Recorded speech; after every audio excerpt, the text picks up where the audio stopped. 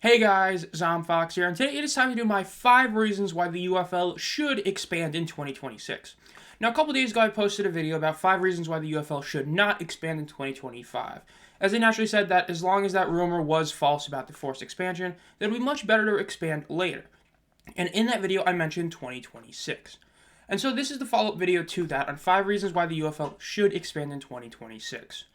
Now, actually, there's a couple things that we will talk about that I did talk about in the last video, a couple things that are different, and of course, overall, a bunch of different things. So if you end up enjoying this video, think about subscribing to the channel and liking the video. Without further ado, let's get started with the first thing, and that's going to be the one that I talked about last time in stadium availability. I'm going to keep this one short because, again, I talked about this one in the last one. But essentially, 2026, as long as nothing gets postponed, slowed down, is a much better time stadium-wise. The Shrine on Airlines Stadium for the Breakers should have been finished at renovation by 2026's spring football season. This would mean you'd have a venue that you could return the Breakers to and actually bring the Breakers to New Orleans, which they weren't able to do in the USFL the past 2 years. They are one of the biggest fan bases still. Their TV ratings are still very high despite them not having a team. And the people that do love the Breakers online is still very much huge. So you'd have a stadium that you could realistically bring the Breakers to since Tulane seemingly hasn't worked out. Then, of course, you have the 2028 potential expansion if you want to do this every other year, where you could bring back the Guardians to Camping World Stadium. Because by that point, Camping World Stadium should have been fully done renovating, as they're supposed to be done by the 2027 college football season. So if you're able to do that, you're able to bring back the Guardians as well in 2028 and go to that Florida market. Again, I talked about this one before, but it is a big deal about what stadiums you have available to you. Especially the Shrine is one that a lot of people would like to see because of the fact that it is a smaller stadium. As most people agree that having smaller stadiums for teams that aren't, the St. Louis Battlehawks is a good way to make, games look more presentable on TV. Because if you sell, let's just say, 9,000 seats in a 10,000 seat stadium, it looks a hell of a lot better than selling 13,000 in a 30,000 seat stadium. So that's a great stadium that the Breakers could have available to them in 2026, and then would allow for the Guardians to come back in 2028 as well. Now, going to the first new stuff is going to be that you'll have a much better understanding of local markets.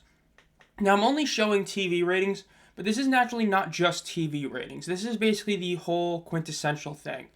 You'd have a much better understanding of exactly what markets would benefit from a team, have, the people that would benefit it, and all that kind of things. So back in week 5, after week 5, Fox put out, which I talked about before, their top 10 local markets for games on Fox. So these are just games on the Fox network. Yes, some of these stats are, heavily because of certain teams being on it more. But overall, when you look at it, you see cities like New Orleans, Tulsa, Kansas City, Louisville, Columbus, cities that don't actually have a team doing far better than other markets. Again, like the DC market, nowhere to be found on here. The Dallas/Arlington market, nowhere to be found there. But you're seeing cities like a Columbus, New Orleans especially, that are having very, very solid ratings for games on the UFL on Fox despite not having a team. So at this point, you'd be able to understand which cities could you realistically bring back an old team or expand to. Columbus is one a lot of people are talking about. Whether it be Columbus or somewhere else in Ohio, a lot of people have been talking about Ohio. From what Mike Mitchell has said, it seemed that Ohio was one of those teams that got put on the chopping block very late in the process. So maybe instead of going to Canton, which is what a lot of the league higher-ups wanted to do, you could instead go to a place like Columbus. Or you can just make an Ohio team since the league did file for the Ohio Bulldogs trademark, which I showed in the thumbnail.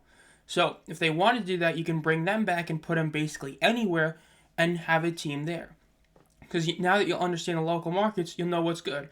And you also know which teams you don't necessarily need to relocate for having bad attendance. Just look at the UFL TV ratings for all 8 of the teams.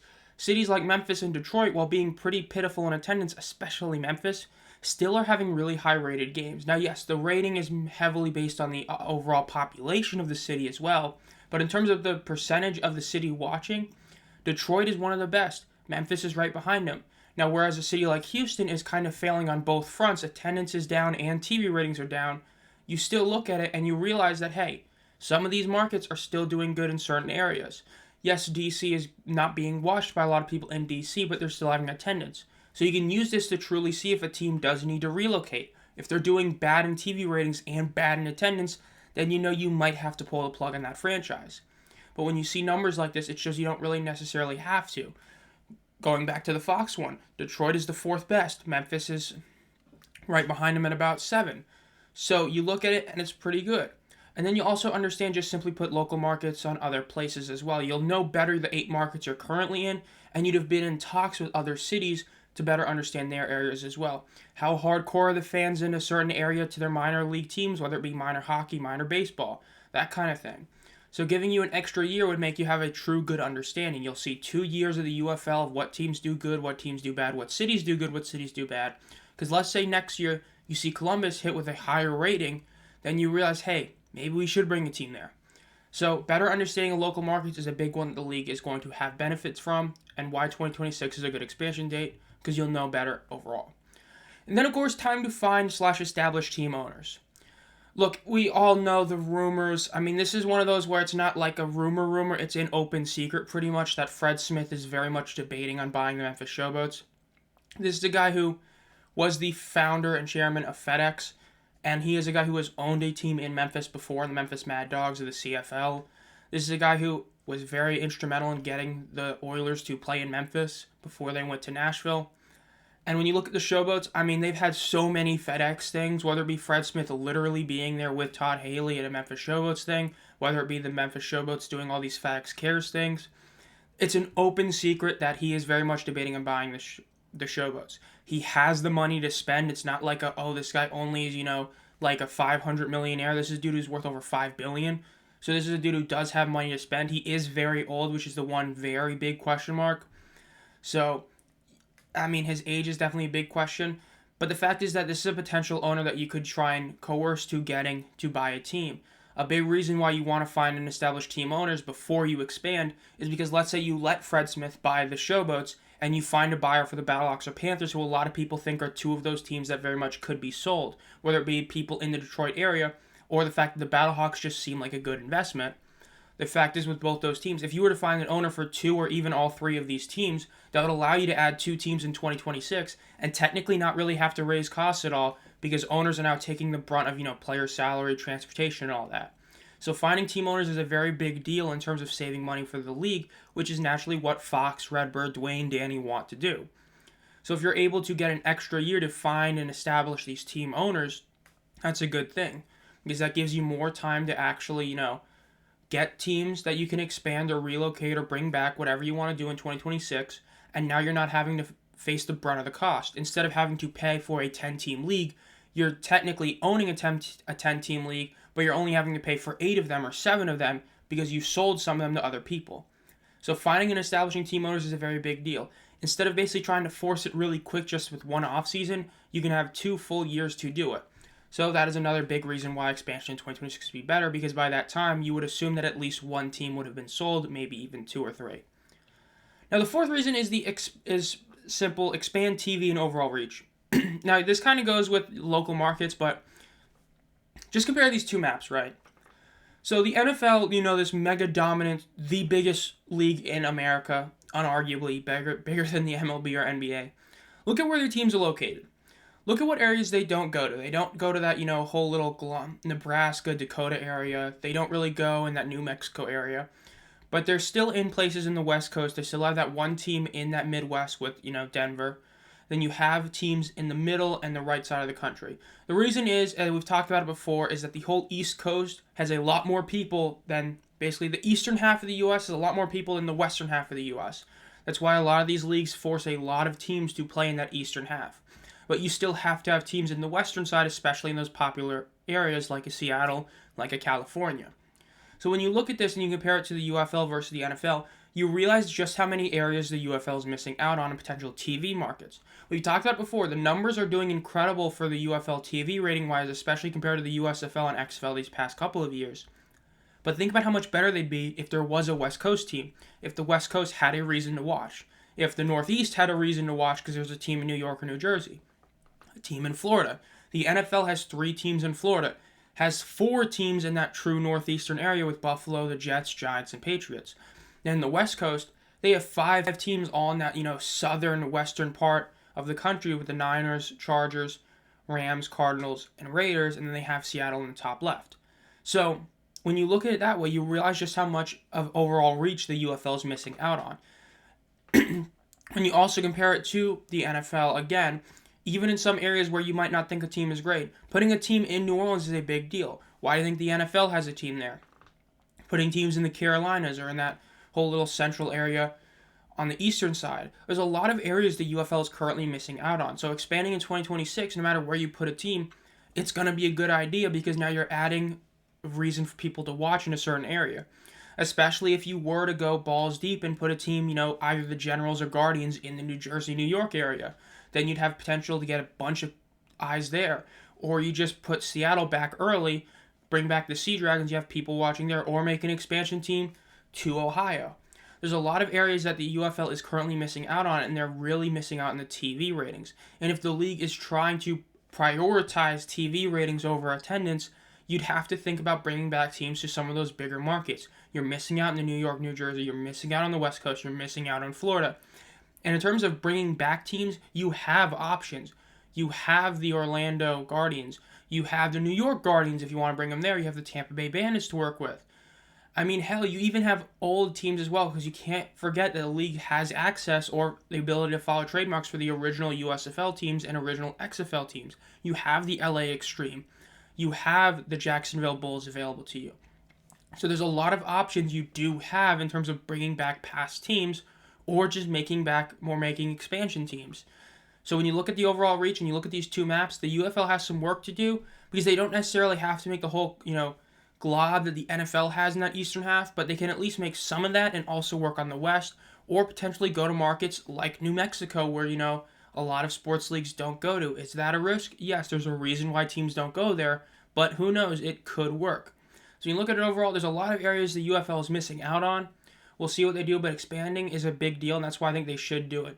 I get you could use this argument for 2025, but I feel like 2026 is better because at that point you'll understand better which of these markets do you think would benefit greatly from adding a team? Do you really think that New Orleans is going to benefit that greatly from TV ratings by bringing back the Breakers? Or do you think it's better to bring back a team to the West Coast and increase those ratings? That kind of deal. So expand TV and overall reach. That's something the UFL needs to do. Now the last one is give faith to the fans. I was talking to someone in the comments about, faith, trust, and all that, and it is true. You need to develop some faith in the league, and one of the best ways is bringing back some of these old teams. These are just the teams that have been around the past couple of years, dating back to the 2020 XFL with like the LA Wildcats. But again, you have original XFL teams, you have original USFL teams you could. Even if you were to bring an expansion team and one of these, you're still giving hope to those fans, like the Pittsburgh Maulers, Seattle Sea Dragons, New Orleans Breakers, had massive fan bases overall, despite a couple of them never even playing in their city. There are still Tampa Bay Bandits fans that want the Bandits to come back. So you have all these teams that if you were to bring back just one of them, you're giving faith that, hey, we might have one of our other teams come back soon. If you're a Maulers fan and you see the Breakers return in 2026, you may be thinking, hey, the next expansion, we might be coming back. Same if you're a Stars fan. Same with you're a Vipers fan. So there's a lot of things that the UFL could benefit from just bringing back one of these teams. That's why I think that the first expansion should be two of these teams. Yes, I wouldn't be upset if it was one of these teams and then an expansion team like to Columbus, but I would much prefer two of these teams to return because then you're giving a ton of faith and hope and optimism that, hey, one of our teams that got cut a couple years ago might be coming back soon. So if you do that, it will be a great sign. There's a lot of people now that watch the league but don't have an allegiance to a team because they lost their favorite team. If you bring back a couple of these teams, those people may be thinking, hey, my team has a shot at returning. I'm going to watch the league even more now. So those are some of the benefits that you need to have from bringing back a team and why giving faith to the fans is a big deal. So that's what I would say. Number 5, give faith to the fans. So that'll do it for my video on why the UFL should expand in 2026. No, I know a couple of these could be used for 2025, but I think there's a lot of other stuff that you don't really mention. Like, let's say overall stadium leases, you find another year to get a stadium deal done. We all know how long played out the Houston one was for Rice Stadium, as that deal was quote-unquote supposed to be done like 3 months before it actually got finalized. Same with Ford Field. So giving yourself an extra year to find stadiums for your teams to play, finding exactly, can you go back to the same stadiums you were at with like Seattle, or do you have to go to a new one? Could you potentially go to a stadium in Pittsburgh and bring back the Maulers? Gives you another full season to do that, so that's another minor reason to do it. Of course, you have minor reasons as well as just, finally understanding how to market locally. That's a big reason I don't want the league to expand in 2025 is because if the league is still struggling to market locally, could you imagine how bad it would be with 10 teams, especially when you have these seasonal employees? That's going to make it even harder to do in the offseason. So that's another reason. Have 2025 as a year to fully iron out how to market locally and then hopefully have every team's attendance go up and then allows you to expand in 2026. There's a lot of these different reasons as well to why 2026 is just a better year to expand. If you get through 2025 and then you expand in 2026, that's giving a lot of hope to people that this league is going to last. Whereas if you expand this next year, you're giving, way to that government argument, and now you're thinking, can the league actually sustain itself? Whereas if they play with 8 teams this next season and then expand, you're like, whoa, this league really is trying to last. That's a good thing. So there's a lot of minor reasons to why the UFL should wait till 2026, but the 5 biggest ones are the ones I wanted to go into detail with. But as always, this has been Zomfox. Let me know what you guys think down below in the comments. Do you agree or disagree that the league should expand in 2026? Do you think they should push it back even further? Do you think they should have it in 2025? If you enjoyed this video, make sure to subscribe and hit the bell to be notified as soon as I upload any videos. I make at least 4 UFL videos a week. Well, now that we're getting all the playoff teams making it and not making it, it's going to be more like 5 or 6 videos a week. But 2 of those are going to be short team videos as well as 1 weekly short. And at this point, I'm pretty much live streaming 1 game every week heading into the playoffs where I might live stream one of them. And as always, guys, have a great night.